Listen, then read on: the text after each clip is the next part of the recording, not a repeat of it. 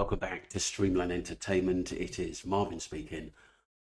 I'm going to move on to a audio by Totally Random News TikToker who uploaded a video a day ago on some of the chat on the Jay Slater case. Let's get into this. Very briefly, Jay took certain actions whilst at the Airbnb because he was worried about his safety.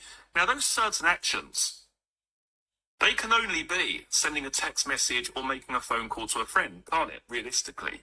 Jay took certain actions whilst at the Airbnb because he was worried about his safety. Well, clearly he's told someone about that. This has then been relayed onto Mark Williams Thomas, the guy in the video. And surely you would imagine that involves or entails either a text message or a phone call. I don't feel great. I don't feel good here. I need to go. I don't feel safe. We've still not found evidence of a third-party criminal involvement in Jay's disappearance. So on one hand, we have the possibility that this individual was fearful. He was scared for his safety. But on the other hand, on the flip side of that, there's nothing at this stage to suggest third-party criminality or third-party involvement. So what does that leave us with? Does that leave us with the suggestion or the possibility that Jay was simply a little bit worse for wear? That he was paranoid? That he was still under the influence? Well, if we go back to, I think it was the first inquest the second inquest where Brad was told, in 1 to 10, how was Jay hammered or drunk or on drugs, what grade would you give him? And it was about 6, I think, which is pretty average. So that 6 tells me that even Jay was half hammered, should we say, at the end of about 50% there, then he would be able to get home or was aware of what's around him. But if you remember what the eyewitness said is that he was carried technically on the shoulder of someone, and another guy was helping him along as well. 2 dark guys by the eyewitness. That was crucial. That tells me he wasn't in any state to even have a conversation or to say, where am I going? I don't think he was, to be honest with you, at that stage. And don't forget, someone says, he was definitely tabbed, or it could have been injected with something basically outside. I don't think Jay technically was alive much longer after that, to be honest with you. If you look at the beach footage, at the end of the day, the beach footage, I think that happened very quickly, and then onto the Maruba at the end of the day. Do you know what I mean? I think Lucy's saying, I didn't think he'd get tabbed. I technically did think Jay didn't live much longer after that, and then they had to hatch a plan. Somehow of the drink and drugs from the evening before. He wandered off, he took a wrong turn, he cut across open land. Is that really possible? Is it a possibility? Is it the most likeliest possibility at this stage? I would still say no. And the reason for that is because when we go back and we remember what was said by the owner of the Airbnb, the lady who owns this Airbnb, she saw Jay on 2 occasions that morning. She saw him as he came out of the Airbnb, and she saw him about 15 minutes later walking up the hill. But did you notice she never really elaborated on that, did she ever, after that, after she was being caught out? And then in basically the inquest, I think she only saw him once, apparently, but in the original scene, she saw him twice, walking briskly and confidently. That never actually made sense to me at the end of the day, because like I said, no one else, apart from the people involved in this case, saw him, which is kind of bizarre, being June of last year, where there's so many holidaymakers somewhere. Oh yes, I did see that some guy walking up a hill, grey top, shorts, trainers. Do you know what I mean? It's bizarre, because if I certainly heard that someone was missing and I was up there, and I thought, that was weird, because I saw this young kid, 1920, about 5'11", 5'10", 5'11", slim, walking up. You would remember at the end of the day. Don't tell me not one British tourist or tourist from anywhere else has said anything, has seen anything. Nowhere in her statement did she say, well, he looked a bit worse for wear, he was stumbling across the road, he wasn't walking straight, he looked a bit, disorientated. She doesn't say that. She said he seemed fine and he was walking at a swift pace. We also need to factor in quite clearly the two conversations that Jay had that morning with his two friends, people who knew this individual. Not one of them, as in Lucy and Brad, neither of those individuals said, well, he wasn't quite right, he wasn't himself, he was chatting a load of rubbish, he was paranoid, he was saying all this, that and the other. None of them said that. None of them said he was completely disorientated, that he was completely off his head. None of them said that. One of them said they had a fairly jovial, light-hearted conversation. They were laughing about stuff. The other person said he was thirsty and he tripped over a cactus.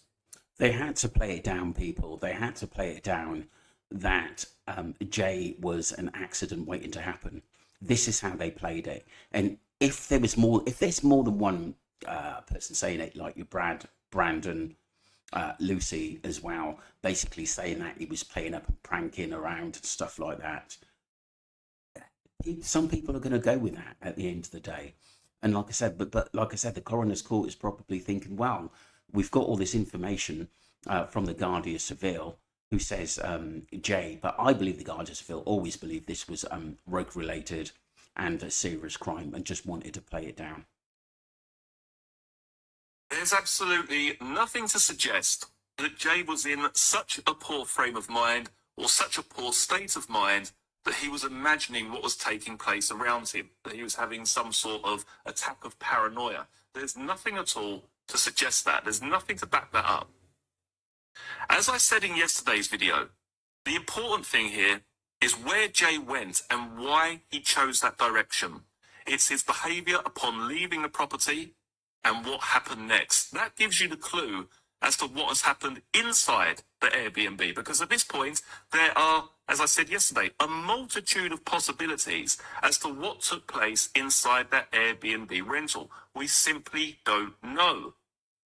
But what we can say with a fair deal of certainty is that Jay wanted out. He wanted to get out of there. He was making his excuses. The guy turns around, he's got his shoes on. Where are you going? You know, I'll give you a lift.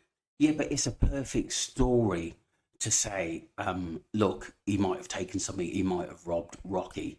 I just don't think that happened. I really, really don't. And I don't think Jay would have the bottle to do that. If he did do that, then obviously it's a different story. I'm not writing off any avenue to actually go down to resolve this case at the end of the day.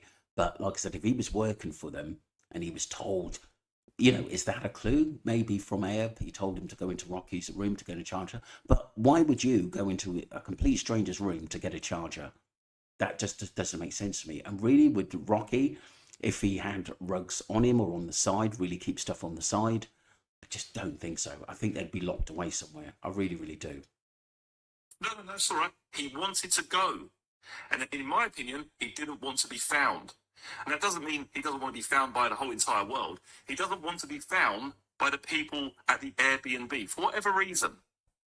Now, what are the possibilities here? Has something happened to Jay inside the Airbnb, which has been put onto him? Or has Jay done something himself where he feels he needs to leave? As I said yesterday, that part about the phone charger just sticks in my head. Yeah, go on, pop into our mate's room. He's asleep. Go and get the phone charger. He's gone into that room, most likely by himself, and has he seen something else? He's taken it, maybe he's messaged a friend, look what I've got to get out of here. I don't know. Pure speculation on my behalf.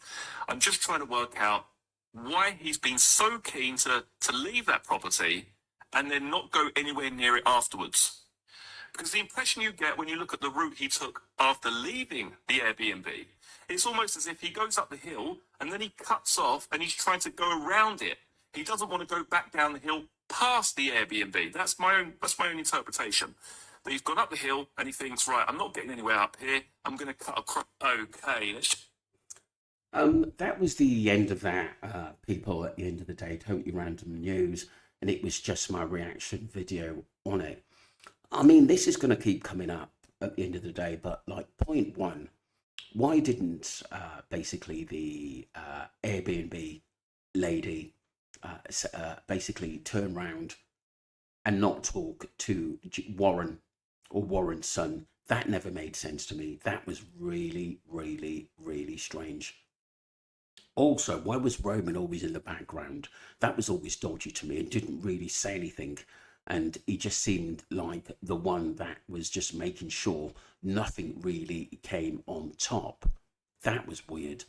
And then we've also got no other public witness, like a holidaymaker, saying they saw Jay. What, were they all threatened? Or if you see this guy, don't say anything. And then those three weird men who stopped one guy who was looking for Jay, and he put that basically that message up that these three guys said, "Are you looking for two or three guys? I can't remember now offhand. Are you looking for Jay?" And he said, "Yeah." And they said, basically, take a picture of them on his phone, which was really, really, really strange. At the end of the day, so I think there was a lot of connections. I do think these connections happened back home at the end of the day. But like I said, there can only be one version of events at the end of the day. And why would they take a dead body back, which is possible? It is possible, back to the Airbnb to hold it for a little while. That's a possibility. But like I said, that Maruba boat, Morocco, is definitely key to this case. And I believe Ayub, basically, and others, and possibly Brad Taken as well, were on that boat. And that was why 10K was raised straight away. And then then obviously the GoFund changed hands for Jay at the end of the day. I believe at one stage, probably Brad was trying to protect Jay. And then obviously when basically Brad was let go, I think he told Debbie the truth, and his mum, Rachel, got it out of him. That's how I think it went, to be honest with you. I really, really, really do, at the end of the day. But like I said, whatever Brad tried to do, and he knew, I believe Brad knew what was going to happen, but he thought that there's no way Jay's going to lose his life, but he did. And it's just so sad to see. But like I said, the Airbnb and Jay there is going to keep coming up at the end of the day. But they want it to at the end of the day. They want Jay to be placed there so it looks like an accident. As long as Jay is at that Airbnb, it's always going to be an accident, because it was his fault by not taking a lift back. Doesn't make sense, as it never made sense to me, to be honest with you. And I don't think that Airbnb actually comes into it, to be honest with you. I really, really don't. Yes, you could hold people there. It's narco headquarters. Very, very strange place at the end of the day. But it is quiet, it's peaceful, and you can do business there.